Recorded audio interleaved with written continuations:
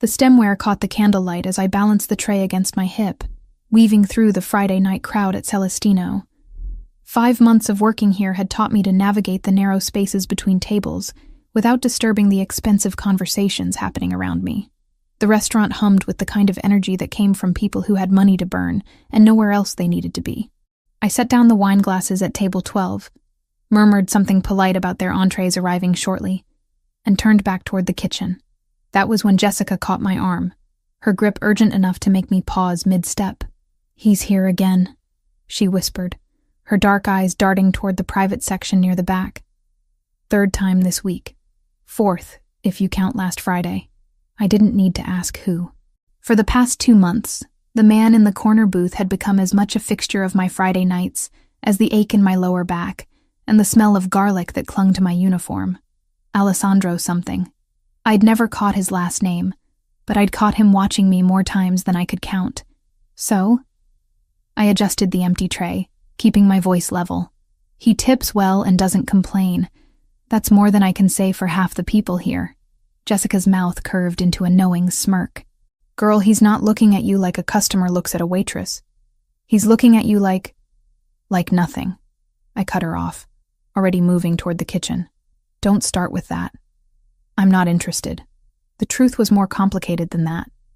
But I wasn't about to explain to Jessica why the weight of any man's attention made my skin crawl these days.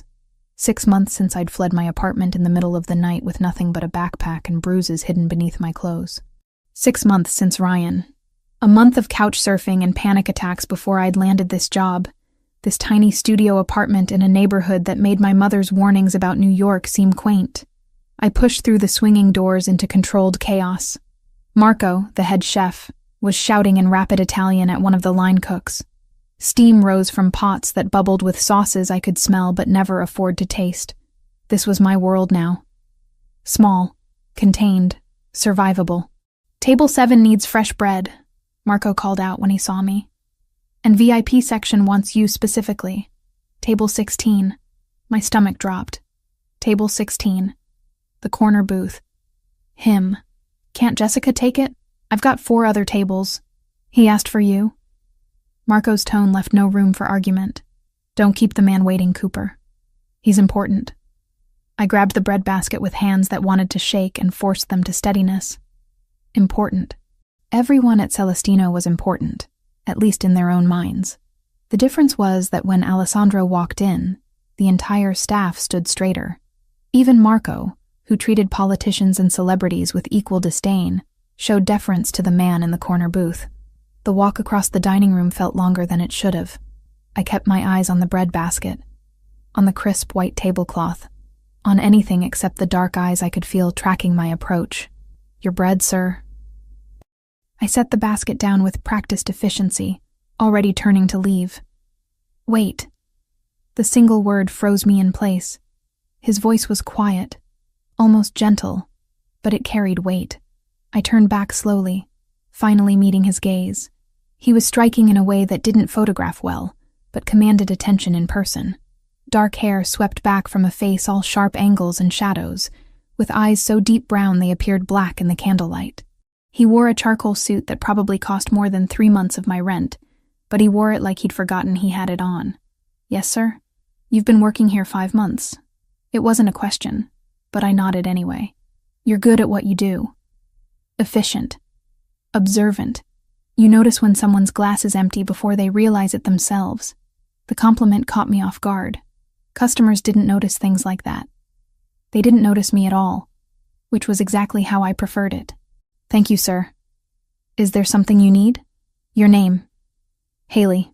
The word came out automatically before I could stop it, before I could remember that giving him even that small piece of myself felt dangerous. "Haley." He repeated it like he was testing how it felt. "I'm Alessandro Ferraro." The name meant nothing to me, but something in the way he said it suggested it should. I waited, uncertain what response he expected. Before either of us could speak again, the front door opened with more force than necessary. Cold November air rushed in, carrying with it a laugh I recognized with the kind of visceral dread that lived in my bones. Ryan. He stood in the entrance with a woman I didn't recognize draped on his arm. Blonde. Tall. Everything I wasn't. His eyes scanned the restaurant with predatory intent, and when they landed on me, his face split into a smile that made my blood run cold. "Cooper, what are you—" Jessica appeared at my elbow, then saw Ryan and went silent. "I need to go," I managed to say, but my feet wouldn't move. 6 months of running, of hiding, of building this careful new life, and he'd found me anyway. Ryan was walking toward me now, his companion forgotten. The restaurant noise faded to white static. I couldn't breathe, couldn't think, couldn't do anything except watch him close the distance between us. "Haley, there you are." His voice carried across the dining room, pitched to draw attention. "I've been worried sick. You just disappeared, babe." Didn't return any of my calls. The lie was so smooth, so practiced. In his version of events, I was the unstable one. The one who'd run away for no reason, who needed to be brought back, who belonged to him. "I don't know you," I said, but the words came out weak, unconvincing even to my own ears. "Don't be like that." Ryan reached for my arm, and I flinched back so hard I stumbled. Jessica caught me, her hand steady on my shoulder.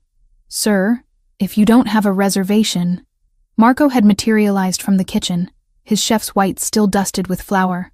"I'm just trying to talk to my girlfriend," Ryan said, all wounded innocence. "She's been having some troubles lately. Mental health issues. I'm sure you understand." The words hit like physical blows. This was his pattern, his method. Discredit me first. Make everyone see me as the problem, as someone who couldn't be trusted to know her own mind. "She's not your anything." Alessandro's voice cut through the tension like a blade.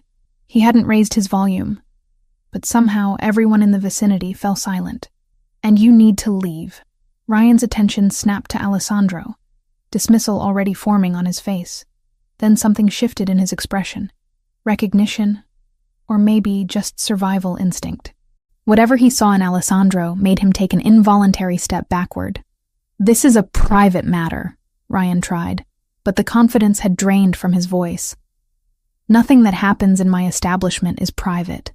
Alessandro stood, and I realized for the first time how tall he was, how solid, how utterly unmovable he appeared. "You're disturbing my guests and harassing my staff. Leave now, or I'll have you removed." "Your establishment?" Ryan laughed, but it sounded hollow. "Since when do waitresses have—" "I finalized the purchase this afternoon." Alessandro's words were precise, controlled. "I own Celestino as of 4 o'clock this afternoon, which means I make the rules here, and my first rule is that you're no longer welcome." The revelation rippled through the staff. Marco's eyebrows rose toward his hairline. Jessica's grip on my shoulder tightened. I stood frozen, trying to process what I was hearing. Alessandro moved past me, placing himself between Ryan and me with deliberate physicality. "I'm going to walk you to the door now. You won't return. You won't contact Haley. You won't come within 2 blocks of this building.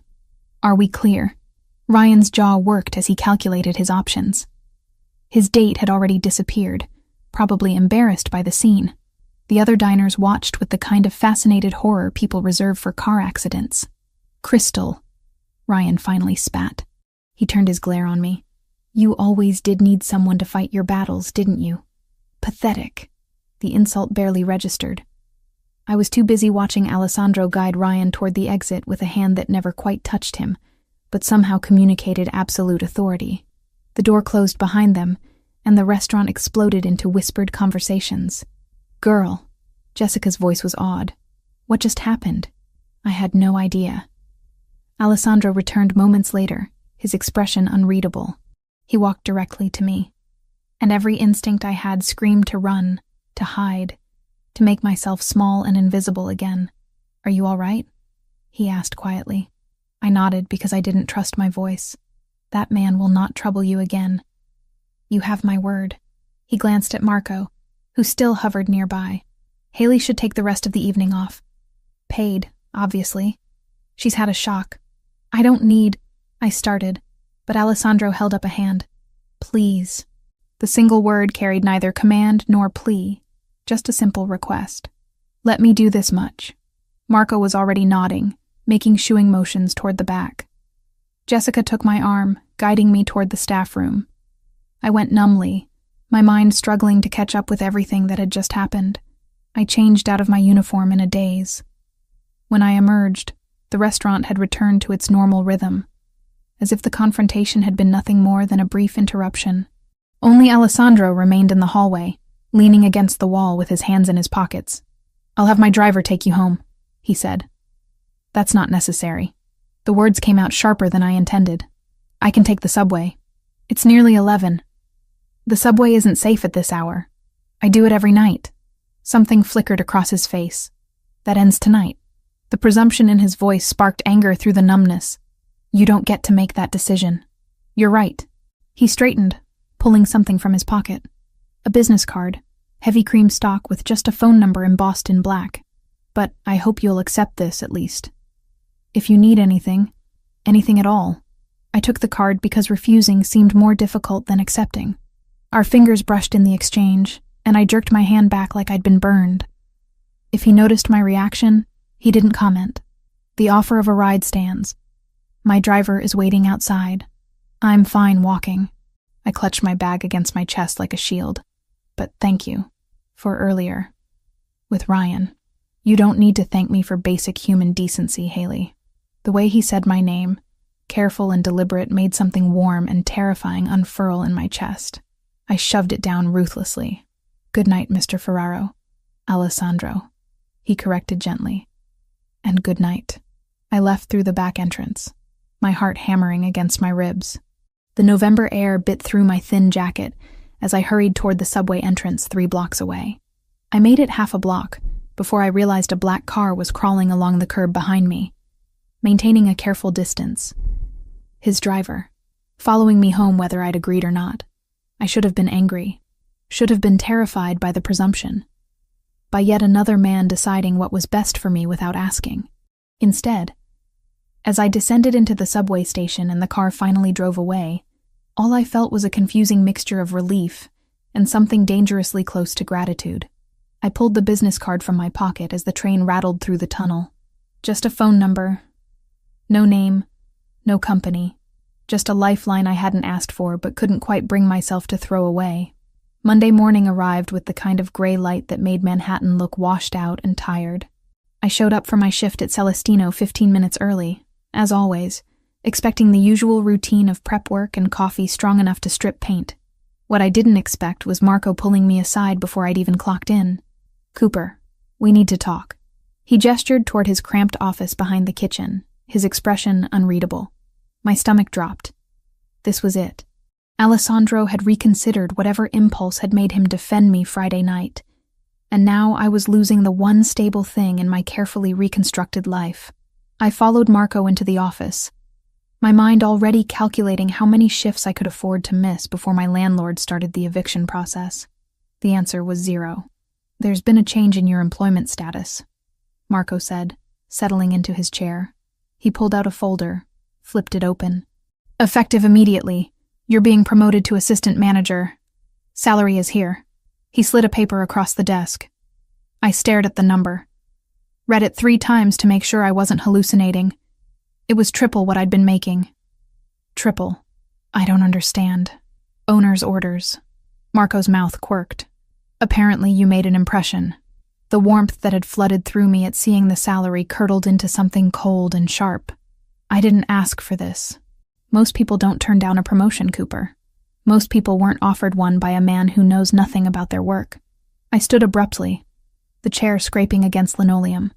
"Where is he?" Marco checked his watch. "Probably won't be in until lunch service." "Look, I don't know what happened Friday night, but whatever it was, take the win. You're good at what you do. You deserve this." Did I? Or was this just another version of the same pattern I'd sworn to escape? A powerful man deciding what I needed, what I deserved, without bothering to ask what I wanted. I left Marco's office and found Jessica already at work setting up the dining room. She took one look at my face and raised an eyebrow. "Let me guess. You heard about the promotion." "You knew?" "Marco told me first thing." "Girl, this is amazing. Do you know what assistant manager makes here? You could actually afford to live in a building with working heat. I don't want it." Jessica set down the stack of menus she'd been carrying. "Okay, I'm going to need you to explain that logic. Because from where I'm standing, you just won the lottery, and you're complaining about the ticket. He didn't ask me. The words burst out sharper than I'd intended. He just decided. Like he has any right to make choices about my life. Understanding dawned in Jessica's eyes. This is about Ryan. This is about me not being some charity case for another controlling man to fix. Haley, Jessica's voice gentled. I've been working here 3 years. I've seen Alessandro Ferraro exactly 6 times before 2 months ago. You know what he did for the last assistant manager when she asked for a raise? He said no. You know what he does for most staff? The bare minimum required by law. She paused. He bought this entire restaurant. Do you understand how much money that is? And the first thing he does is promote you. Exactly. Don't you think that's weird? I think it's a man who sees something he wants and goes after it. Jessica picked up her menus again. The question is, what are you going to do about it? I spent the morning shift in a haze of resentment and confusion, my movements automatic as I took orders and delivered food. The lunch rush started at 11:30, and right on schedule, Alessandro walked through the door. He looked different in daylight, less intimidating, almost approachable in dark slacks and a gray sweater that probably cost more than my monthly rent but looked comfortable. He scanned the dining room, found me immediately, and made his way to his usual table. I let him wait. Served 3 other tables first, refilled water glasses, checked on dessert orders. When I finally approached his table, my jaw was set and my resolve firm. We need to talk, I said without preamble. He glanced up from the menu he'd been pretending to read. Then talk. Not here. Marco's office. 5 minutes. I didn't wait for his response, just turned and walked away. My hands were shaking by the time I reached the kitchen, but I kept them steady through sheer force of will. Jessica caught my eye and gave me a thumbs up. Marco looked vaguely concerned but gestured for me to go ahead. Alessandro appeared exactly 5 minutes later, closing the office door behind him with a soft click. In the small space, he seemed larger than he had in the restaurant, his presence filling every corner. You're upset about the promotion, he said before I could speak. I'm upset that you made a decision about my life without asking me. I observed your work. You handle crises in the kitchen better than Marco does. You've talked down 3 separate drunk customers in the past month without security getting involved. You remember every regular's order and dietary restriction. You're wasted as a waitress. The compliments should have softened me, but they only stoked my anger higher. That's not the point. Then what is? You don't get to swoop in and fix things just because you have money and power. I'm not some project for you to improve. Something flashed in his eyes. Hurt, maybe, or anger. His jaw tightened almost imperceptibly. I'm offering you a fair wage for your skill set. If that offends you, I can retract the offer. Good. The word came out sharp. Do that. We stared at each other across Marco's cluttered desk, the air between us crackling with tension. Alessandro's phone rang, breaking the moment. He silenced it without looking away from me. I apologize, he said finally, each word measured and controlled. I should have consulted you first. That was presumptuous. The apology caught me off guard. Men like Ryan never apologized, never admitted fault. I just need you to understand that I can't. I stopped, unsure how to explain the panic that lived under my skin whenever someone tried to take control. I need to make my own choices. Understood. He nodded once, crisp and businesslike. The offer remains open if you change your mind, but I won't push. Someone knocked on the door. One of the line cooks stuck his head in. Sorry to interrupt, but there's a delivery for Ms. Cooper. Guy says it's urgent. Alessandro and I emerged from the office to find a courier holding a large manila envelope. He checked his clipboard. Haley Cooper? That's me. The envelope was heavy, official. My name and the restaurant's address were printed on the front in sterile block letters. My hands felt numb as I tore it open. Legal documents spilled out. A restraining order. Against me. Filed by Ryan Mitchell. Claiming I'd been harassing him with obsessive phone calls and threatening messages. It was dated Friday night, hours after the incident at the restaurant. The world tilted sideways. I grabbed the counter to steady myself, the papers shaking in my grip. Every word was a lie. But they were official lies, stamped and signed by a judge. Ryan's father was a judge. He had connections, resources, the ability to make his version of reality legally binding. Let me see that. Alessandro's voice came from somewhere far away. He took the documents from my nerveless fingers, his eyes scanning the text with rapid precision. His expression hardened with each line he read. "This is fabricated," he said flatly. "I know that. You know that. But his father is Judge Mitchell. Do you know how much power that is?" My voice cracked. "I can't afford a lawyer. I can't fight this. He's going to destroy me, and there's nothing I can do about it." Alessandro pulled out his phone and walked a few steps away, speaking in rapid Italian to someone on the other end. I heard words I recognized. Lawyer, immediately, false accusation, mixed with ones I didn't. He spoke with the kind of authority that suggested the person on the other end had no choice but to comply. When he ended the call, he came back to me. "My attorney will have this dismissed by end of business today. You can't just watch me." He held up the restraining order. "Ryan Mitchell has made a critical error. He filed false legal documents. That's a crime. And his father's position won't protect him from serious criminal charges if I choose to pursue them." "Why would you do this?" The question burst out of me. "You don't know me. You don't owe me anything. Because it's wrong." He said it simply, as if that explained everything. Because men like him rely on their victims being too afraid or too poor to fight back. And because you deserve better than to be terrorized by someone you had the courage to leave. My throat tightened with unshed tears. I refused to cry in front of him, in front of anyone. Tears were weakness, and I'd learned the hard way that weakness only invited more pain. Alessandro's phone buzzed. He glanced at it, then back at me. "My attorney needs some information from you. It won't take long." He paused. "May I add my number to your phone? As an emergency contact?" The request was so simple, so reasonable, but it felt like standing on the edge of a cliff, about to step off into empty air. "This doesn't make us—" I stopped, not sure how to finish the sentence. "Friends? Allies? Something more dangerous? It makes you someone I can help if you need it," Alessandro said quietly. "Nothing more, nothing less." I handed him my phone with trembling fingers. He typed in his number, saved it under just his first name, and returned the phone to me. His hand brushed mine in the exchange, warm and solid and real. "The restraining order will be withdrawn by 5 o'clock, he said. "Ryan will not file another one. You have my word." "How can you be so sure?" "Because I'm going to make it very clear to him that pursuing this further would be catastrophically stupid." The temperature in his voice dropped several degrees.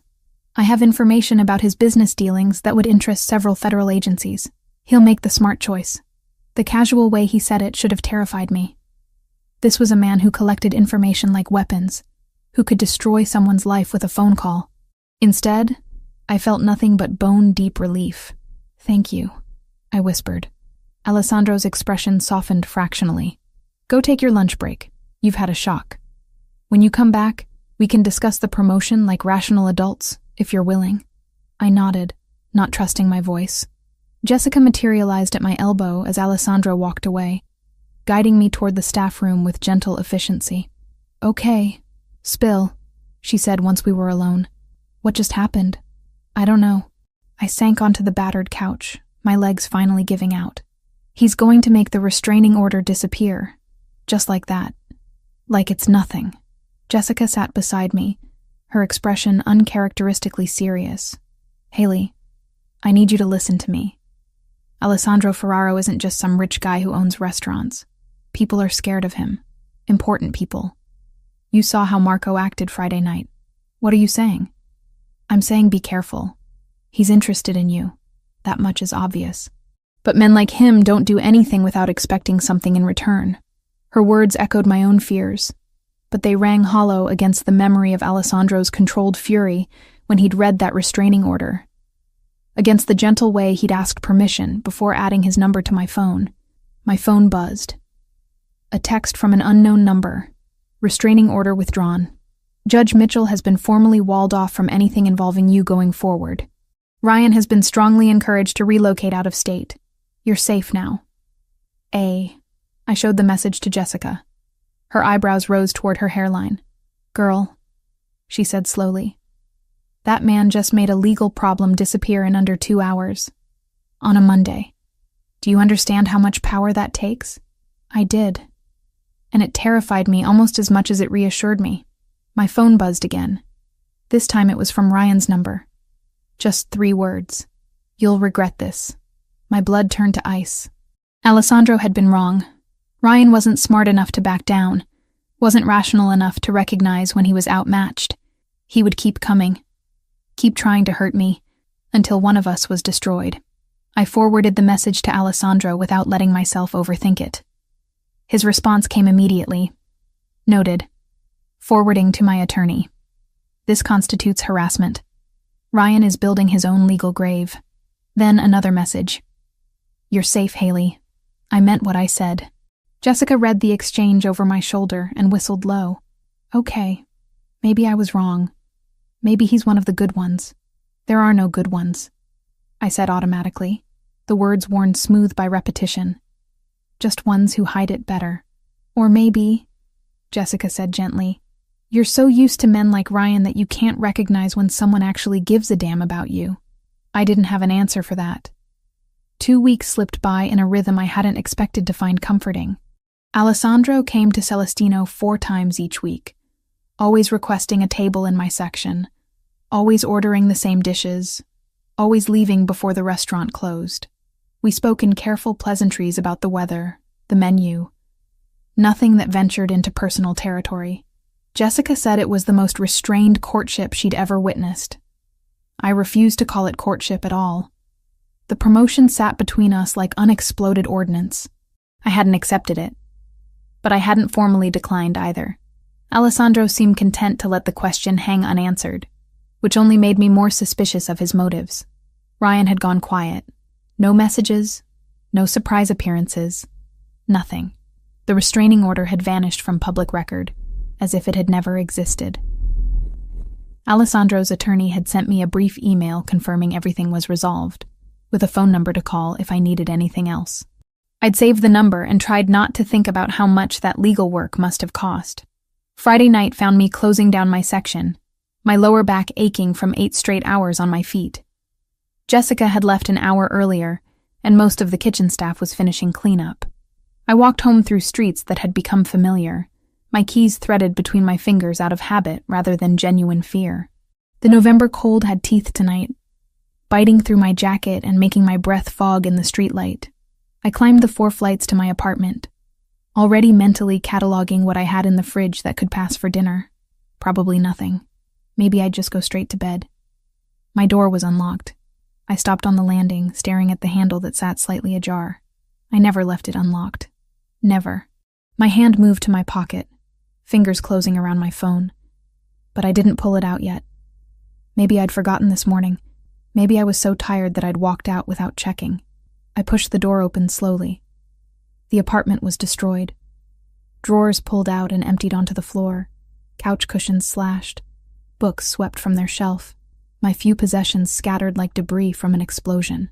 And in the center of it all, sitting in my one kitchen chair with his arms crossed, was Ryan. "Hello, babe."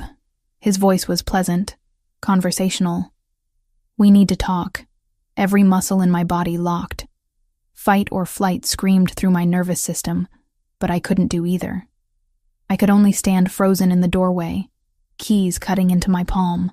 "How did you get in here?" "I didn't need a key to get in, Haley. You never were very observant." He stood, and I took an involuntary step backward. "You've made my life very difficult, Haley. I think you owe me an apology. Get out." My voice came out steadier than I felt. "Get out, or I'm calling the police." "Are you?" Ryan moved closer, backing me into the hallway. "Because I've been thinking about that restraining order. The one your new boyfriend made disappear. That was illegal, you know. I could press charges. Against you, against him. Imagine what the police would think when they heard you've been sleeping with a criminal to get favors. I haven't been sleeping with anyone. Doesn't matter what's true. Matters what people believe." His hand shot out, faster than I could dodge, and grabbed my upper arm with bruising force. "You humiliated me, in front of everyone. You think you can just walk away from me and start a new life? You think some restaurant owner is going to protect you? Pain radiated from where his fingers dug into my arm. I twisted, trying to break free, but his grip only tightened. With my free hand, I managed to unlock my phone screen, fingers shaking as I pulled up Alessandro's contact and hit the location share button. It took 3 tries, my hands trembling too badly to be precise. "Let go of me," I said through gritted teeth. "Not until you understand. You belong to me, Haley. You always have, and I'm going to make sure everyone knows it. Your boss, your coworkers, everyone who thinks you're some innocent victim." His face was inches from mine now, breath hot and sour. "I'm going to destroy that pretty little story you've built." The phone buzzed in my hand. A message from Alessandro. "On my way. 12 minutes. 12 minutes. I just needed to survive 12 minutes. "You're scared," Ryan observed with satisfaction. "Good. You should be. Do you know what I've been through because of you? The lawyers, the threats, having to explain to my father why his name was attached to a failed restraining order? You've made me look weak. You are weak." The words escaped before I could stop them. "You've always been weak. That's why you need to control me. Because without someone to push around, you're nothing." His hand moved from my arm to my throat in one fluid motion. Not squeezing. Not yet. Just resting there with implicit threat. "Say that again." I couldn't speak. Could barely breathe. But I met his eyes with every ounce of defiance I could summon. The sound of footsteps on the stairs made Ryan's head snap toward the stairwell. Heavy footsteps. Purposeful. Multiple sets. His grip on my throat loosened fractionally. Alessandro appeared first, taking in the scene with a single sweeping glance. Behind him came 2 other men. One was tall and broad-shouldered, with a broken nose that suggested violence was a familiar language. The other was leaner, watchful, with hands that stayed near his jacket pockets. "Step away from her." Alessandro's voice was absolutely calm, which somehow made it more terrifying than if he'd shouted. "Right now." Ryan's hand fell away from my throat. He manufactured a smile, the kind that used to charm my friends and confuse my family. "This is just a misunderstanding. Haley and I were having a discussion. Couples stuff, you know how it is. We're not a couple," I managed to say, my voice rough. "We haven't been for 6 months." Alessandro moved closer, placing himself between Ryan and me with deliberate physicality. "Did he hurt you?" I wanted to say no, to minimize it, to make this whole situation disappear, but Alessandro was looking at my arm, at the place where Ryan's fingers had left red marks that were already darkening to bruises. Something in his expression shifted. The careful control slipped for just a moment, and what showed beneath was cold and absolutely merciless. "Michael," he said without taking his eyes off Ryan, "remove our guest from the building. Make sure he understands that returning to this address would be inadvisable." The broad-shouldered man moved with surprising grace. He didn't touch Ryan, just positioned himself in a way that made retreat the only logical option. Ryan looked between them, calculations running behind his eyes. "This isn't over," he said to me. "Yes," Alessandro said quietly. "It is. If you contact Ms. Cooper again, if you come near her workplace or her home, if you so much as think about her too loudly, you'll discover exactly how unpleasant I can make your life. Am I being clear? You're threatening me in front of witnesses. I'm making you a promise. There's a difference." Alessandro's tone never changed, never rose, never wavered from that deadly calm. "Michael will escort you out now. The next time you need escorting, it won't be nearly so polite." Ryan looked at me one last time, something like hatred burning in his eyes, then let himself be guided toward the stairs. The lean man followed, and their footsteps echoed down the stairwell until the building's front door slammed shut. Only then did Alessandro turn to me. "Are you hurt anywhere else?" I shook my head, not trusting my voice. Now that the immediate danger had passed, my legs felt unsteady. I leaned against the wall, trying to keep myself upright through sheer determination. Alessandro surveyed the destroyed apartment, his jaw tightening. He didn't have a key. "I didn't give him one," I said, staring at the damage. "I never would." The admission felt like failure. "The lock is broken." Alessandro crouched by the door, examining the mechanism. He damaged it, forcing his way in. This door won't lock properly tonight. Alessandro's thumb moved over his phone. Michael is calling the police and the building manager, he said, voice clipped with control. There will be a report. Photos. A paper trail. His gaze lifted to mine. He doesn't get to do this and vanish into the dark. I'll wedge a chair under the handle. I've done it before. He stood, brushing off his hands. You're not staying here. I don't have anywhere else to go. There's a hotel 3 blocks from Celestino, the Meridian. I'll take you there tonight. Tomorrow we can discuss a more permanent solution. The presumption in his voice sparked anger through my shock. You can't just decide that. I can, and I am. He pulled out his phone. You're in shock. Your apartment is compromised, and your ex-boyfriend just demonstrated that he has no regard for your safety. Those are facts. The logical response is to remove you from this location immediately. I can't afford a hotel. The words came out sharp, humiliating. I can barely afford this place. Alessandro didn't even pause. I'm paying for it. No. I pushed off from the wall, anger giving me strength. I don't want your charity. I don't want to owe you anything. Something flashed across his face. Frustration, maybe, or hurt. This isn't charity. This is basic human decency. You're not safe here. Let me help you. Why? The question burst out of me. Why do you care? You barely know me. Because Ryan was right about one thing. Alessandro's voice dropped lower. I am going to protect you. Not because you're weak. Not because I want to control you. But because I can, and he can't, and someone should. We stared at each other across my ruined apartment.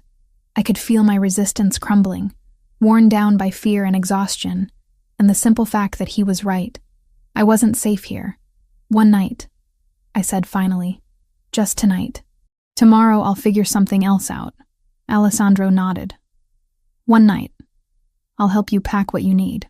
He moved through my apartment with efficient purpose, finding my backpack amid the destruction and beginning to gather clothes. I watched numbly as he folded my things with unexpected care, selecting practical items without asking for guidance. A change of clothes, toiletries from the bathroom, the book I kept on my nightstand. Ready? He asked when the bag was full. I took one last look at the apartment. It had never been much, but it had been mine. My first place after escaping Ryan.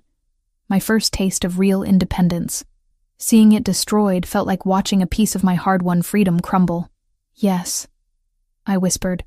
The drive to the hotel passed in silence. Alessandro's car was warm and quiet, insulated from the city noise. I pressed my forehead against the cool window and tried not to think about how much my arm hurt where Ryan had grabbed me. The Meridian was the kind of hotel I'd walked past 100 times without ever imagining I'd stay there. Marble floors, crystal chandeliers, staff in uniforms that probably cost more than my weekly paycheck. Alessandro guided me through the lobby with a hand at the small of my back, speaking quietly to the front desk clerk. The suite is ready, Mr. Ferraro, the clerk said, handing over a key card. Is there anything else you require? Privacy, Alessandro said simply. The suite was on the 12th floor, all clean lines and muted colors, with a view of the city that made Manhattan look almost beautiful. I stood in the doorway, unable to make myself walk inside. It felt like crossing a threshold I couldn't uncross.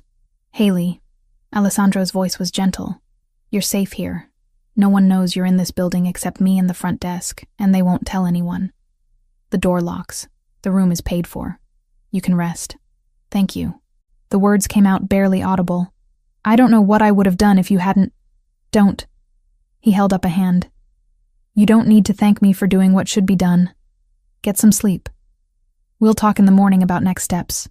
He turned to leave, and something in me panicked at the thought of being alone with my thoughts, with the memory of Ryan's hand on my throat.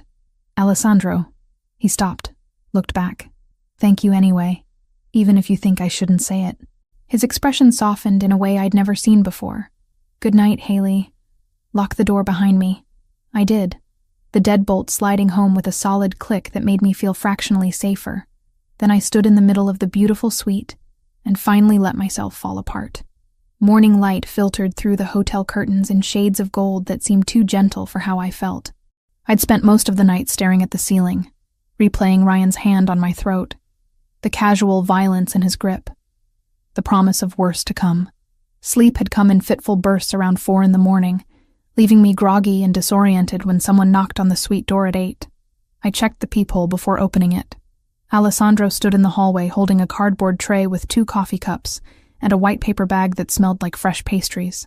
Behind him stood an older woman in a tailored gray suit, her silver hair pulled back in a neat bun, carrying a leather briefcase. "Good morning," Alessandro said when I opened the door. "I brought breakfast. And my attorney. I hope that's acceptable." I must have looked as wrecked as I felt because his expression shifted to concern. "Did you sleep at all?" "Some." I stepped back to let them in, suddenly aware that I was still wearing yesterday's clothes, that my hair was a disaster, that I probably looked like exactly what I was, someone barely holding it together. The attorney extended her hand with a professional smile. "Caroline Webb. Mr. Ferraro briefed me on your situation. I'm sorry you're going through this." We settled around the suite's small dining table. Alessandro distributed coffee with the kind of efficiency that suggested he'd done this before, while Caroline pulled documents from her briefcase and arranged them in neat stacks. "I'll be direct," Caroline said, opening a folder. "Your ex-boyfriend filed a civil lawsuit against you yesterday afternoon. Defamation of character, claiming your allegations of abuse have damaged his professional reputation and personal relationships. He's seeking $200,000 in damages." The number hit me like a physical blow. 200,000. I didn't have $200 in my savings account. The coffee cup trembled in my hands. "He can't do that," I said, even though I knew he already had. "Everything I said about him is true. Truth is an absolute defense against defamation," Caroline agreed. "But defending yourself in court costs money. Legal fees for a case like this could easily run $50,000 or more. Ryan's banking on you not being able to afford representation, which would result in a default judgment in his favor. So he wins." My voice sounded hollow, even to my own ears. "He gets to destroy me, and there's nothing I can do about it." "That's not what I said." Caroline's tone was firm, but not unkind. "I'm willing to represent you pro bono. No charge for my services." I looked between her and Alessandro, trying to understand the catch. "Why would you do that?" "Because I don't like bullies," Caroline said simply. "And because Alessandro asked me to. We've worked together for 15 years. When he tells me someone needs help, I listen." Alessandro had been quiet during this exchange, his attention seemingly focused on his coffee, but I could feel him watching me, gauging my reactions. "There's more you should know," Caroline continued. "I did some preliminary investigation into Ryan Mitchell's background. He owes approximately $80,000 to various creditors, including some individuals who don't take kindly to missed payments. He has a pattern of behavior with former girlfriends. 2 separate women filed complaints about harassment and assault, but both cases were dismissed when the women suddenly declined to testify. Likely they were paid off or intimidated into silence. Each revelation made my stomach tighten. I'd known Ryan was cruel, but hearing it laid out in legal terms made it real in a way my own experiences hadn't. "He blames you for his current circumstances," Caroline said. "The loss of social standing, the financial pressure, probably other things that have nothing to do with you, but that he's decided to attribute to you anyway. Men like him need someone to blame for their failures. What do I do?" The question came out small, defeated. "First, you stop blaming yourself." Caroline's voice softened. "Second, you let me handle the legal aspects. Third, and this is important, you accept that you're not safe in your current living situation and make appropriate arrangements." I looked at Alessandro. "You told her about the apartment." "I told her you needed options," he corrected. "The offer stands. I own a property in Chelsea. There's a vacant unit on the 5th floor. It's yours for 6 months while we resolve this situation legally. Rent-free." I can't accept that. The refusal was automatic, trained into me by years of independence hard-won and fiercely guarded. "Why not?" Alessandro's question was genuine, not challenging. "Because I don't want to owe you. Because accepting help feels like giving up control. Because—" I stopped, unable to articulate the tangle of pride and fear and exhaustion that made the idea of being indebted to anyone unbearable. "Because you're used to men who help only when they want something in return," Caroline finished quietly. I understand that impulse, but sometimes accepting help is the strongest thing you can do. Alessandro set down his coffee cup with deliberate care. I'm not Ryan. I'm not going to hold this over you or use it as leverage. You need a safe place to live. I have one available. The math is simple. Nothing about this is simple. I stood, needing to move, to put distance between myself and their reasonable arguments. You're asking me to move into an apartment you own. Let your attorney represent me for free. Accept that you'll just fix all my problems because you've decided to. How is that different from Ryan deciding what I needed and making choices for me? Alessandro's jaw tightened, the first sign of frustration I'd seen from him. The difference is I'm asking, not telling. You can say no. You can walk out of this hotel right now. Go back to your broken apartment. Face Ryan alone with no resources and no protection. That's your choice to make, not mine. The bluntness of his words stung because they were true. I didn't have other options. I'd been running on pride and stubbornness for so long that I'd forgotten how to recognize genuine help when it was offered. I need time to think, I said finally. Of course. Caroline began gathering her documents. Take all the time you need. My contact information is in here. She handed me a folder. Call me when you're ready to discuss the lawsuit defense. Or don't. But know that the offer remains open. They left together, and I was alone again with my coffee going cold and my thoughts spiraling. The suite felt too large, too quiet, too much like a cage even though the door was unlocked and I could leave whenever I wanted. I spent the rest of Saturday in that hotel room, ordering room service I barely touched and avoiding the calls from Jessica that started around noon. By Sunday, I'd watched every movie the hotel offered and memorized the pattern of cracks in the ceiling. By Monday, I was climbing the walls with restless anxiety. Alessandro didn't call, didn't text, didn't show up with more coffee and reasonable arguments. His absence felt louder than his presence had. Tuesday morning, Jessica appeared at my door with a duffel bag and a determined expression. Marco told me where you were. I'm not leaving until we talk. I let her in because refusing seemed like more effort than I could muster. She took one look at the room service trays scattered across the coffee table and made a disapproving sound. Girl, you look terrible. Thanks. That's helpful. You know what I mean. She sat on the couch, patted the cushion beside her. Talk to me. What's going on in that head of yours? I sat, pulling my knees up to my chest. He wants me to move into an apartment he owns. I know. Marco told me the whole story. Jessica's expression was unusually serious. He also told me what Ryan did to your place, and that you've been hiding out here for 3 days instead of accepting help. It's not that simple. Actually, it is. You're making it complicated because you're scared. I'm not scared. The lie felt transparent even as I said it. You're terrified, Jessica corrected gently. Terrified of owing someone. Terrified of being controlled again. Terrified that accepting help makes you weak. Am I close? I pressed my face against my knees, unable to answer. Listen to me, Haley. I've known you for 5 months. In that time, I've watched you work double shifts to pay rent, seen you skip meals to save money, heard you turn down every offer of help like it's poison. She paused. And I've also seen the way Alessandro looks at you. That man is not trying to control you. He's trying to help you. There's a difference. How can you be sure? Because controlling men don't ask permission. They don't respect boundaries. They don't hire expensive attorneys and then disappear for 3 days to give you space to think. Jessica took my hand. Ryan conditioned you to see kindness as manipulation. But not everyone is Ryan. Her words settled into the quiet spaces of my thoughts, finding cracks in my defenses. What if I accept, and he expects something in return? Then you leave. You have that power. You've always had it. Jessica squeezed my hand. But I don't think he will. And I think you're using that fear as an excuse not to let someone care about you.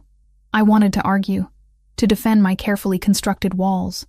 But exhaustion had worn me down to something closer to honesty. I don't know how to do this, I whispered. I don't know how to accept help without feeling like I'm giving up pieces of myself. Maybe that's the point. Maybe accepting help isn't about giving up anything. Maybe it's about admitting you deserve to have people in your corner. We sat in silence for a while, Jessica's presence steady and grounding. Finally, she pulled out her phone and set it on the coffee table between us. Call him. Thank him properly for what he's done. And if you want to accept the apartment, accept it.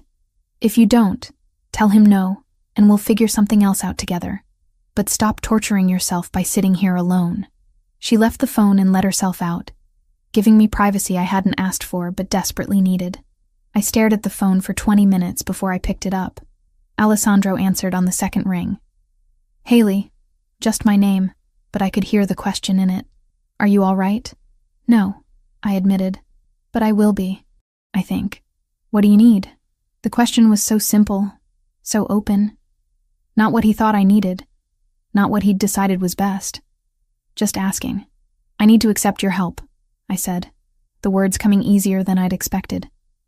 The apartment, the attorney, all of it. If the offer still stands, it does. His voice warmed perceptibly. When would you like to see the place? Now, if that's possible. I can't stay in this hotel anymore. I'm losing my mind. I'll be there in 10 minutes. He arrived in 8, looking like he'd run the whole way.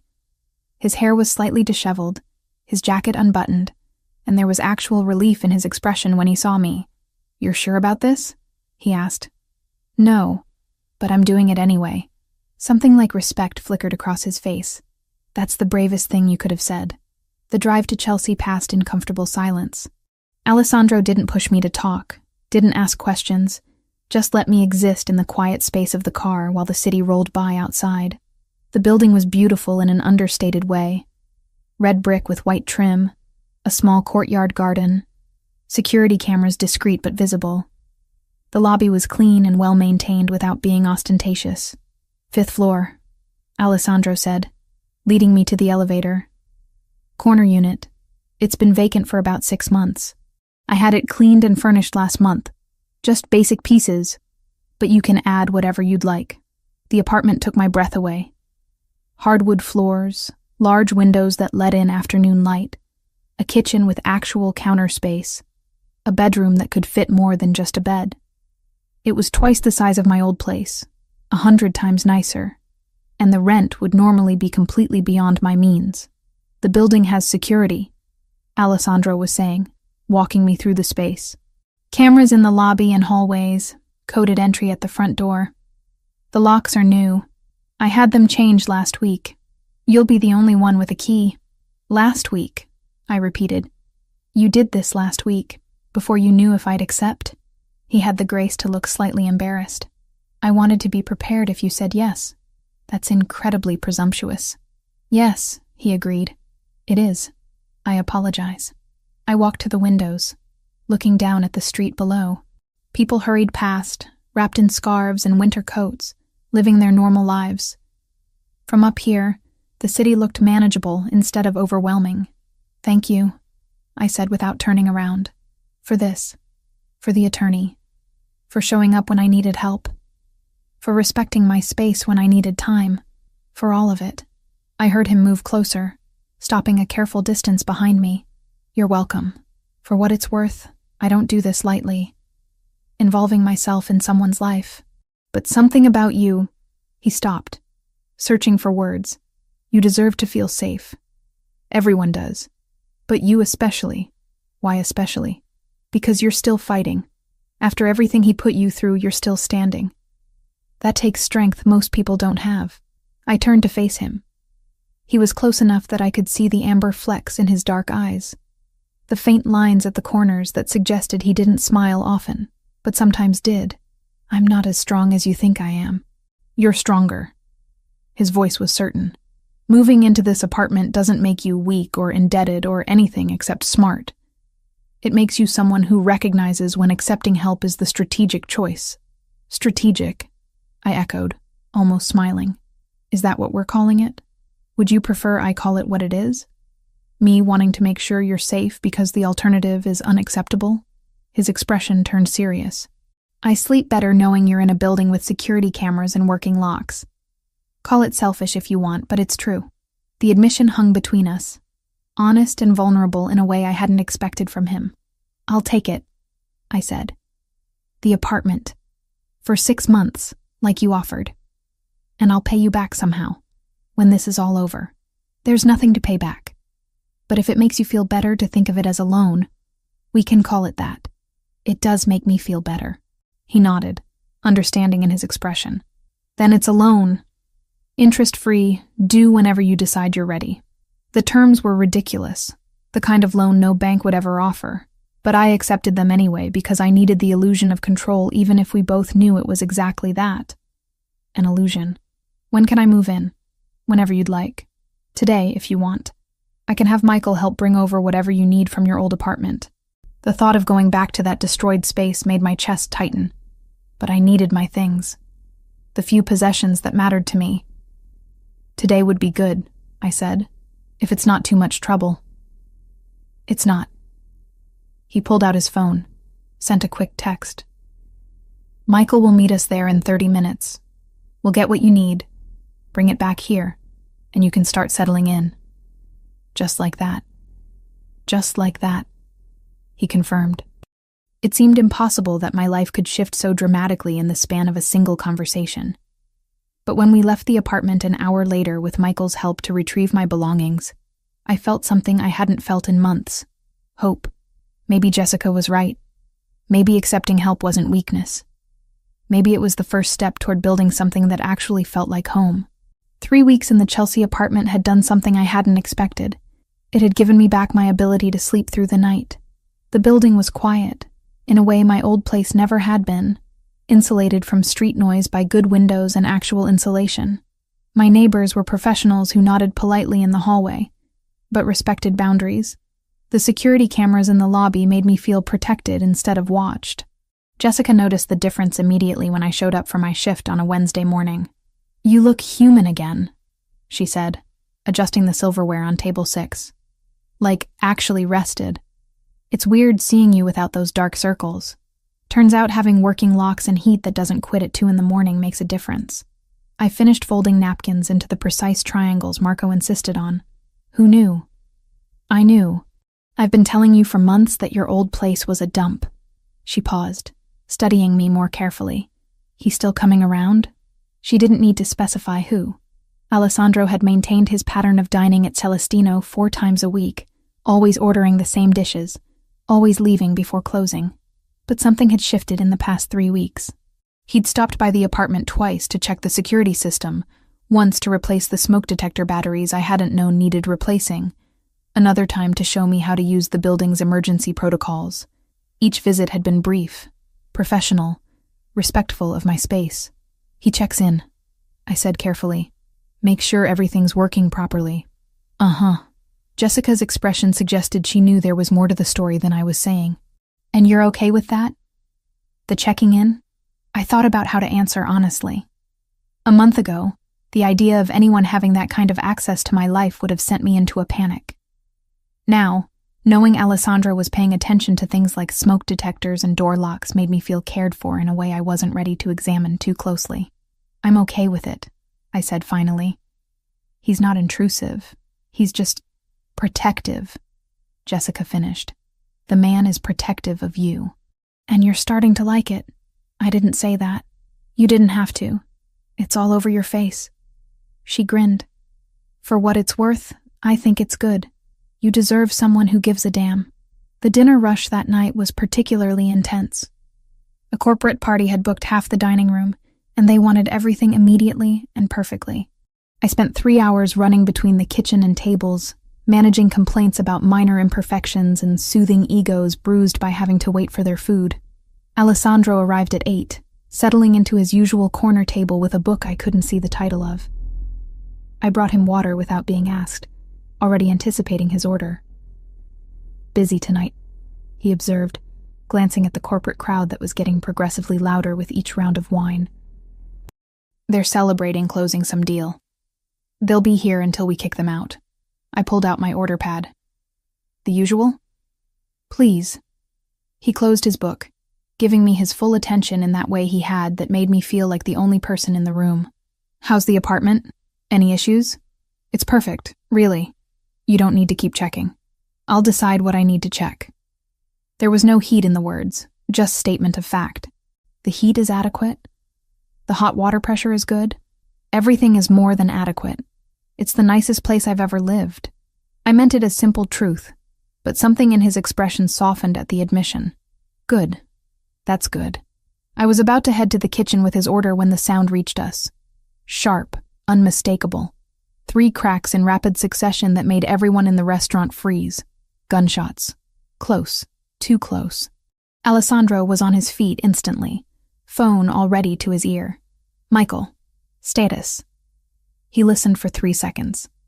Lock it down. Send everyone home now. Yes, including the kitchen. Marco appeared from the back, his face pale. Was that what I think it was? 3 blocks south. Alessandro's voice was absolutely controlled, but I could see tension in the line of his shoulders. Close the restaurant. Send your staff home with security escorts. No one walks alone tonight. You can't just... Marco started, then seemed to remember who he was talking to. Yes, sir. Right away. The restaurant dissolved into organized chaos. Staff members grabbed coats and bags, while Alessandro made rapid calls arranging transportation. The corporate party sobered up fast, calling their own cars with shaking hands. Within 20 minutes, Celestino was empty except for Marco, Alessandro, Jessica, and me. Jessica. Alessandro turned to my friend. Michael is outside with a car. He'll take you wherever you need to go. I can take the subway. Michael will take you. It wasn't a request. Jessica met my eyes, saw something in my expression, and nodded. Thanks. Haley, I'll call you tomorrow. She squeezed my arm on her way out, leaving me alone with Alessandro and Marco. I'll lock up, Marco said. You two should go. I followed Alessandro out the back entrance where his car waited, engine running. The driver I didn't recognize held the door open, his expression carefully neutral. Alessandro gestured for me to get in first, then slid in beside me. The car pulled away from the curb smoothly, but I could feel the tension radiating from Alessandro like heat from a furnace. His jaw was tight, his hands clenched into fists on his thighs. In the dim light from passing street lamps, I noticed something dark spreading slowly across his left sleeve. You're bleeding, I said, the words coming out sharper than intended. It's nothing. Let me see. I reached for his arm, and he pulled away slightly. Haley, it's just a graze. I've had worse. The casual way he said it made my blood run cold. A graze from what? Those gunshots? I was closer than I should have been. It's already stopped bleeding. I'll clean it when I get home. Or you could let me clean it at my apartment since we're going there anyway. I kept my voice level, but my hands were shaking. You said I needed an escort home. Fine. But you're going to let me look at that wound. He studied me for a long moment, then nodded once. If it will make you feel better, it will. The rest of the drive passed in heavy silence.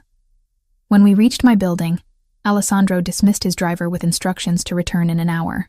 I led him upstairs, hyper-aware of his presence behind me, of the way he moved with careful precision that suggested pain he was hiding. Inside the apartment, I pointed to the bathroom. Sit on the edge of the tub. I'll get supplies. He obeyed without argument, which told me the injury was worse than he wanted to admit. I found the first aid kit he'd insisted on stocking in my bathroom cabinet weeks ago, and returned to find him carefully peeling off his jacket and rolling up his shirt sleeve. The wound was a deep gash across his upper arm, still oozing blood. Not life-threatening, but definitely more than a graze. This needs stitches, I said, opening the kit with trembling hands. It's fine. Just clean it and wrap it. Alessandro, I can't go to a hospital. Too many questions. His eyes met mine, and I saw something raw in them. Please, just do what you can. I wanted to argue, but the look on his face stopped me. Instead, I soaked gauze in antiseptic and began cleaning the wound as gently as I could. He didn't flinch, didn't make a sound, just sat perfectly still while I worked. What happened? I asked quietly. And don't tell me it was random violence. Those shots were too close to the restaurant to be coincidence. Alessandro was silent for so long I thought he wouldn't answer. Then, do you really want to know? Once I tell you, you can't unknow it. I want to know. I pressed clean gauze against the wound, applying pressure.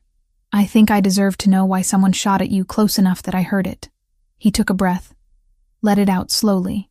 There's a Russian organization that's been trying to expand into territory I control. Shipping routes, primarily.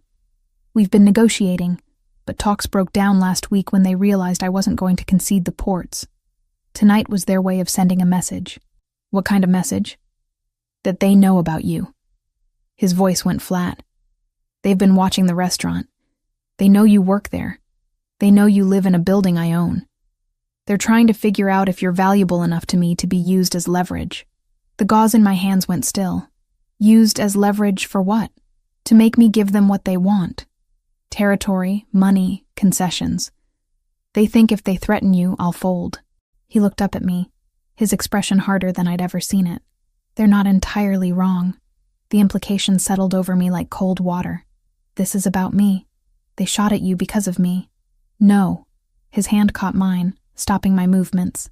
They shot at me because they're desperate and stupid. You're not responsible for what they choose to do, but I am the reason you're a target. I've been a target my entire adult life, Haley. That's not new. What's new is having someone I care about potentially in their crosshairs. He released my hand, letting me go back to bandaging. Which is why I need to give you an option. My hands resumed their work automatically while my mind raced ahead. What kind of option? I have connections. People who can create new identities, relocate people safely. I can have you out of the city in 48 hours. New name, new job, new life somewhere they'll never find you. You'd be completely safe. The offer hung in the air between us, stark and final. He was giving me an escape route, a way out of the danger that came with knowing him. I should have been grateful. Should have been already planning what to pack. No, I said simply. Haley, no. I finished wrapping the bandage, securing it with careful precision. I'm not running again. I spent 6 months running from Ryan, and it didn't make me safe. It just made me alone. This is different. These people are dangerous, I know. You've made that clear. I stepped back, meeting his eyes. But here's what you don't seem to understand. I'm tired of running. I'm tired of letting fear make my decisions. And I'm tired of men telling me what's best for me without asking what I actually want. What do you want? His voice was quiet, intense. I want to stop feeling like my life is something that happens to me instead of something I choose. I wrapped my arms around myself, suddenly cold despite the bathroom's warmth. I want to feel like I matter to someone without it being about control or ownership. I want... The words caught in my throat. What I wanted was standing in front of me, wounded and worried, and offering me safety at the cost of everything else. I want to stay, I finished softly. Here. In this apartment, at my job, in this city. With you in it. Something shifted in Alessandro's expression. The careful control cracked, showing something raw and unguarded beneath. He stood slowly, favoring his injured arm, and moved close enough that I could feel the heat of him. You don't know what you're saying. You don't understand what being close to me means. Then explain it to me. I refused to step back, refused to let fear win again. Tell me exactly what it means so I can make an informed choice instead of one made out of panic. It means security escorts, limited freedom, always looking over your shoulder. It means people like the Russians will see you as a weapon to use against me. His jaw tightened. It means I'll do everything in my power to keep you safe. But there are no guarantees. No promises that nothing will ever happen. Life doesn't come with guarantees. My voice was steadier than I felt. Ryan taught me that. The difference is with you, I get to choose. You're not forcing me into anything. You're offering me options and respecting whatever I decide. You're right, I am. He lifted his uninjured hand, fingers hovering near my cheek without quite touching. But I need you to be absolutely certain. Because if you stay, if you choose this, I won't be able to let you go. The admission hung between us, heavy with meaning. This wasn't about protection anymore. This was about something neither of us had been willing to name until now. I'm certain, I whispered. His control finally snapped. The hand at my cheek moved to cup the back of my head, fingers tangling in my hair as he pulled me close. His mouth found mine with desperate precision, kissing me like I was oxygen and he'd been drowning. I kissed him back with equal desperation, my hands fisting in his shirt, pulling him closer despite his injury. All the tension of the past 3 weeks, all the careful distance we'd maintained, exploded into this single point of contact. He kissed like he did everything else, with absolute focus and intensity. His good arm wrapped around my waist, pressing me against him. I could feel his heart hammering against my chest, could taste coffee and something darker on his tongue. When we finally broke apart, both breathing hard, his forehead rested against mine. "This is a terrible idea," he said, but he didn't let go. Probably. My hands were still twisted in his shirt. But I'm done making only safe choices. He pulled back enough to look at me, his eyes searching mine. "You're vulnerable right now. Scared. I won't take advantage of that." "You're not taking advantage. I'm choosing you." I met his gaze steadily. "There's a difference." "There is." His thumb traced my lower lip with heartbreaking gentleness. "Which is why I'm going to leave now. Before we do something you'll regret in the morning." "I won't regret it." "Maybe not." He pressed a kiss to my forehead, soft and achingly tender. "But I need you to be sure. I need you to choose me when you're not running from something else. Can you understand that?" I did, even though every nerve in my body was screaming for him to stay. He was giving me time, space, respect. Everything Ryan had never offered. "Go," I said, even though the word hurt. "But come back, please. Tomorrow." It was a promise. "We'll talk tomorrow. Really talk. About what this means, what you're choosing, all of it." He left, and I locked the door behind him with shaking hands. My lips still tingled from his kiss. My hands still remembered the feel of his shirt beneath my fingers. Every part of me wanted to chase after him, to pull him back, to finish what we'd started. But he was right. I needed to be sure, needed to choose him from a place of strength, not fear. Tomorrow, I would make that choice. Tonight, I would let myself feel the weight of it, the possibility and the danger and everything in between. Alessandro didn't come back the next day, or the day after that. By the third day, I'd stopped checking my phone every 5 minutes for messages that never arrived. By the fifth day, Jessica was giving me concerned looks every time she caught me staring at his empty table during dinner service. "He's avoiding you," she said on the 7th night, after we'd closed, and I was wiping down tables with more force than necessary. "And you're pretending you don't care." "I'm not pretending anything." I scrubbed at an imaginary stain. "He's busy. He has businesses to run. A life that doesn't revolve around me." "Right. And that's why Michael has been doing the security checks instead of him." I'd noticed. Michael had shown up twice in the past week to verify the building's systems, both times with polite efficiency and absolutely no explanation for Alessandro's absence. He'd been professional, thorough, and completely unwilling to answer any questions about his boss. "Maybe he changed his mind," I said, the words tasting bitter. "Maybe he realized getting involved with someone like me is more trouble than it's worth." Jessica stopped restocking napkins and turned to face me fully. "Or maybe he's scared. Did you consider that? Men like Alessandro don't get scared. Everyone gets scared, Haley.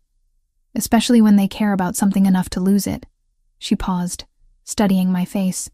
"You should talk to Michael. Really talk to him. I bet he knows more than he's letting on." I dismissed the idea at the time, but it stuck with me through the rest of the week. By Friday, when Michael showed up for another security check, I was ready. "We need to talk," I said, as he was preparing to leave my apartment. "And not about smoke detectors."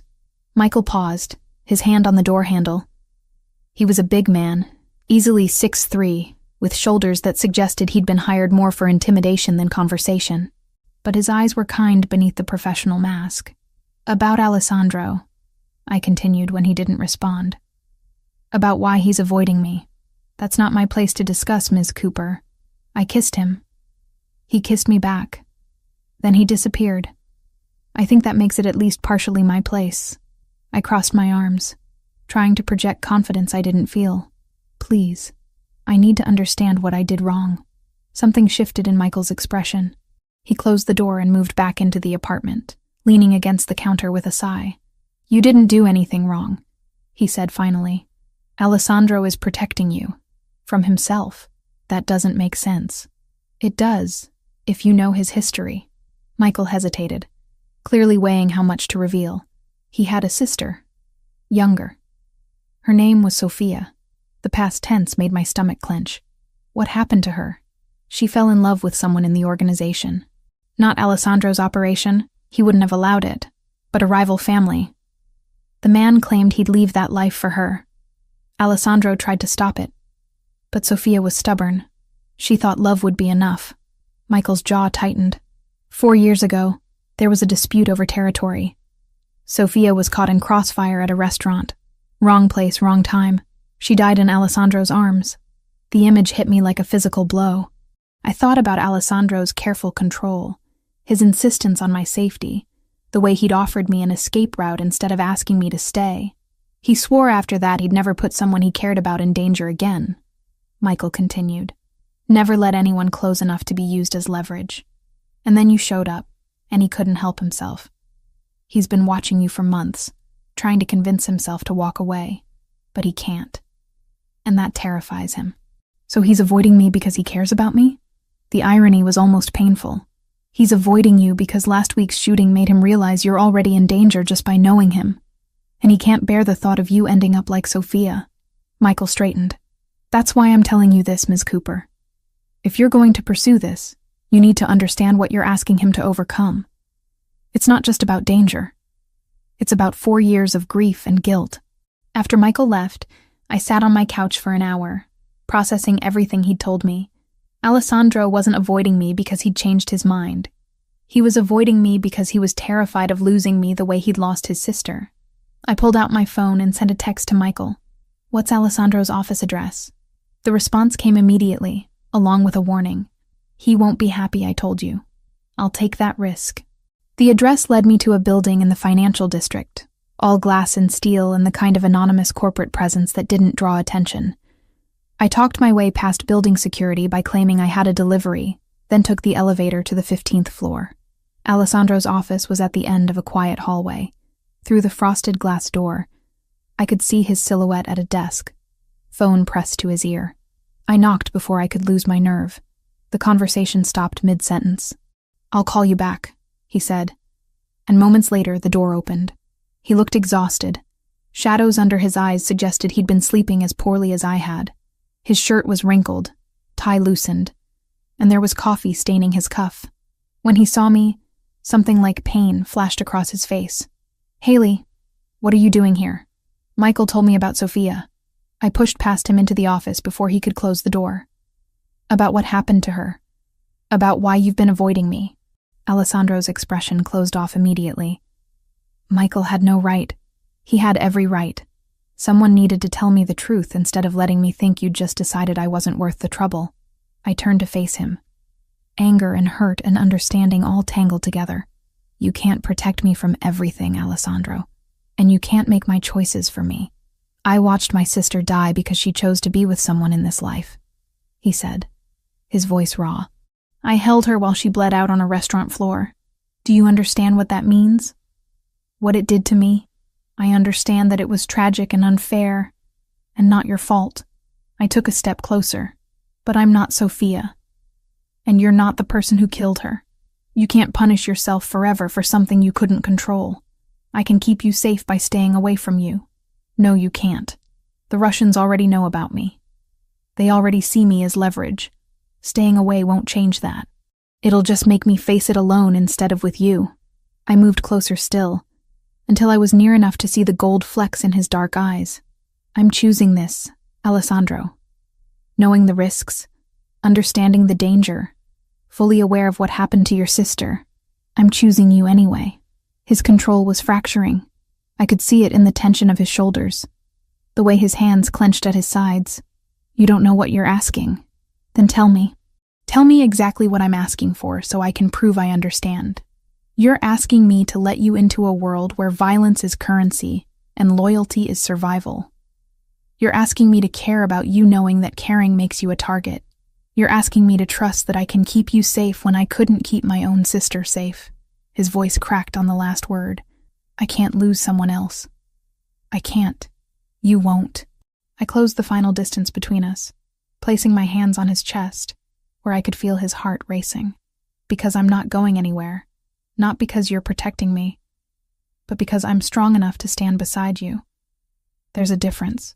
For a long moment, we stood frozen, his eyes searching mine for certainty. Then something in him broke.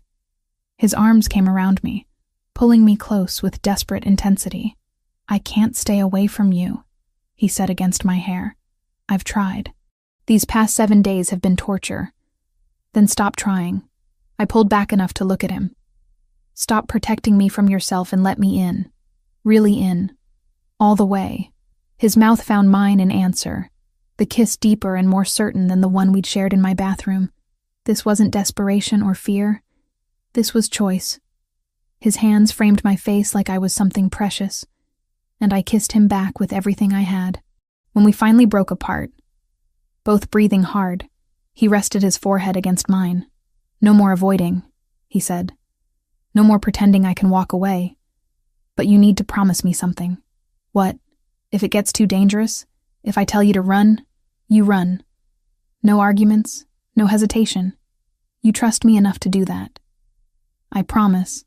The words came easier than I'd expected because I understood what he was really asking. Not for obedience, but for the assurance that I valued my own life enough to protect it. Then we're doing this.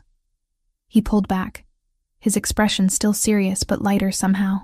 Really doing this. You and me. You and me, I agreed. And for the first time in a week, I felt like I could breathe properly. The next 2 weeks were a revelation. Alessandro stopped treating me like something fragile that might shatter under pressure. We fell into a rhythm of dinners at my apartment, conversations that lasted until 2 a.m, stolen kisses in the back hallway of Celestino when he thought no one was watching. He told me about his childhood in Italy, about his parents who'd built the organization from nothing, about Sophia's laugh and her terrible taste in music. I told him about my parents, dead in a car accident when I was 19. About the student loans I'd taken to put myself through culinary school. About the dreams of being a chef that Ryan had systematically crushed. About the shame of staying as long as I had with someone who hurt me. Shame is a weapon abusers use, Alessandro said one night, his fingers tracing patterns on my arm as we lay on my couch. It keeps you silent, keeps you from seeking help. You survived him. That's not shameful. That's strength. Jessica noticed the change immediately. She pulled me aside during a slow lunch service, her expression caught between happiness and concern. You two are together now, she said. It wasn't a question. Yes. Good. He's been different these past 2 weeks. Lighter. I didn't think Alessandro Ferraro knew how to be light. She paused. Just promise me you're being careful. Not just physically. Emotionally. I promise. Because I see the way you look at him, girl. And I see the way he looks at you. This isn't some casual thing. This is real. She was right. What Alessandro and I had was terrifyingly real, built on honesty and trust, and the kind of vulnerability neither of us had offered anyone else. It should have scared me. Instead, it felt like the first genuine thing I'd had in years. The charity event was Alessandro's idea. A small fundraiser for a children's hospital, he explained. Low-key, minimal publicity, just local business people supporting a good cause. I could wear something comfortable, meet a few of his associates, leave whenever I wanted. I borrowed a wine-colored dress from Jessica, simple and elegant without being flashy. Alessandro picked me up in his car, and the approval in his eyes when he saw me made me feel beautiful in a way I hadn't felt in years. The event was exactly what he'd promised, understated and genuine. I met his business partners, shook hands with people whose names I recognized from news articles, drank champagne that probably cost more than my weekly paycheck. Alessandro kept his hand at the small of my back, a constant warm presence that made navigating the unfamiliar social territory bearable. We were leaving when someone asked for a photo. Just a quick picture for the hospital's website, the organizer explained. Alessandro looked at me, silently asking permission. I nodded. The photo was innocent, his arm around my waist, both of us smiling at the camera, nothing scandalous or newsworthy. I forgot about it the moment it was taken. 3 days later, it was everywhere. Someone had posted it to social media with a caption identifying Alessandro by name. From there, it spread, shared, commented on, dissected by people who had opinions about who Alessandro Ferraro spent time with and why. I was working a dinner shift when Michael appeared, his expression grim. He spoke quietly to Alessandro, who'd been dining alone at his usual table. I watched Alessandro's face harden, watched him pull out his phone and scroll through something that made his jaw clench. He stood abruptly and crossed to where I was refilling water glasses. "We need to go. Right now. I'm in the middle of my shift. Marco will understand. Michael, bring the car around to the back entrance." His hand found mine, squeezing once. "Please, Haley. Trust me." The urgency in his voice cut through my confusion. I followed him to the back, calling an apology to Jessica as we passed. She waved me on, her expression worried but understanding. In the car, Alessandro finally showed me his phone, the photo from the charity event, reposted dozens of times with increasingly speculative captions. But that wasn't what made my blood run cold. It was the message he'd received an hour ago. A photo of me leaving Celestino that morning, edited to show a red laser sight centered on my back. "The Russians," I whispered.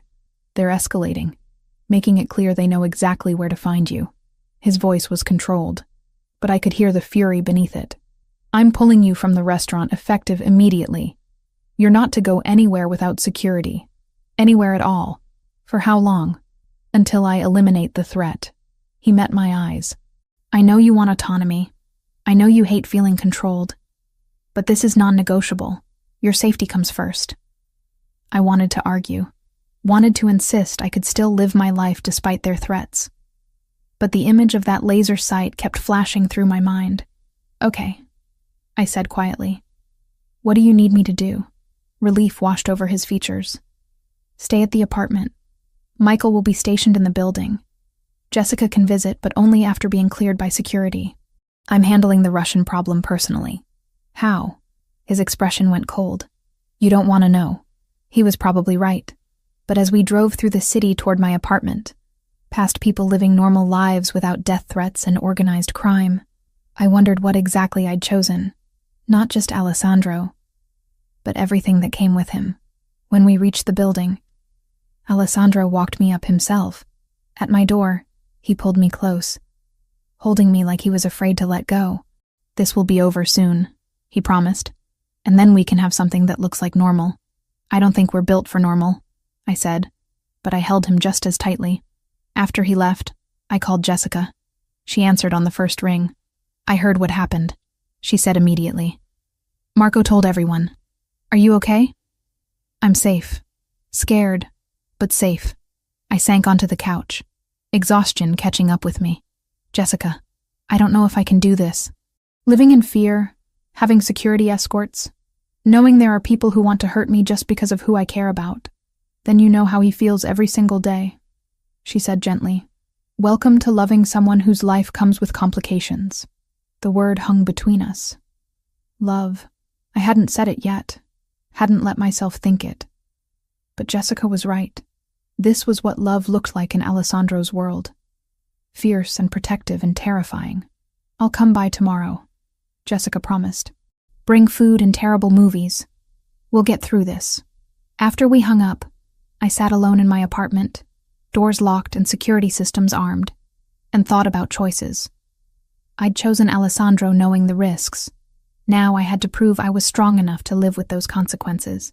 4 days of protective custody had taught me several things about myself. First, I was terrible at sitting still.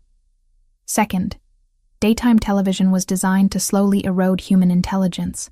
Third, I missed Alessandro with an intensity that surprised me, even though he called twice daily and visited every evening after handling what he vaguely referred to as negotiations. I was pacing the apartment for the 100th time that Thursday afternoon when my phone buzzed with a text from Jessica's number. Relief flooded through me. She'd said she'd try to visit today if security cleared it. But the message made my stomach drop. "Haley, I need you. I'm at your old apartment. Ryan showed up. I'm scared. Please come. Can't talk. He might hear." My fingers flew across the screen trying to call her back. The number rang once, then went to an automated message saying the line was disconnected. I tried again with the same result. "Ryan.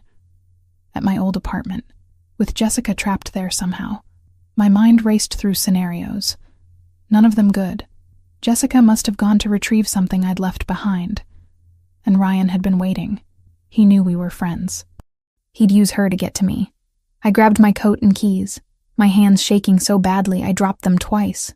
The security guard Michael had stationed in the building lobby, a quiet man named David, stood as I rushed toward the exit. "Ms. Cooper, you're not supposed to leave without— My friend is in trouble. She's with my ex. He's dangerous." The words tumbled out in a rush. "I have to help her." David's hand moved to his phone.